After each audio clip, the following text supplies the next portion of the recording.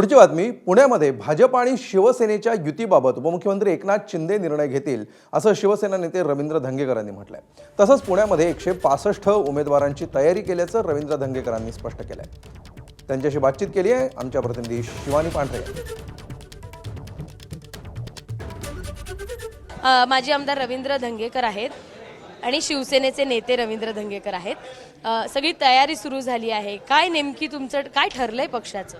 ह्याच्यामध्ये आम्ही सर्व कार्यकर्ते पदाधिकारी विविध सेलचे अध्यक्ष आम्ही 165 उमेदवार द्यायची तयारी आमची झालेली आहे।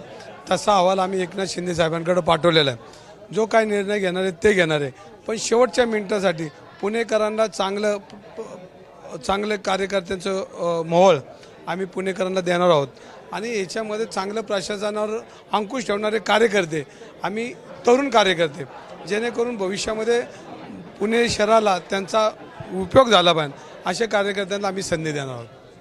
अर्थात पण महायुती म्हणून तुम्ही एकत्र लढणार, म्हणजे शिवसेना आणि भाजपची पुण्यात युती होणार नाही होणार याबाबत काही चर्चा झाली आहे?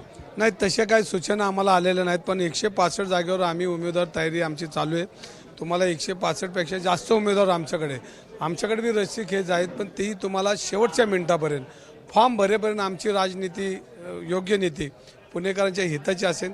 चांगलं प्रशासनाला अंकुश ठेवण्यासाठी चांगले कार्यकर्ते निवडून गेले पाहिजेत, हा आमचा प्रामुख्याने हेतू असणार आहे। एबीपी माझा, उघडा डोळे बघा नीट।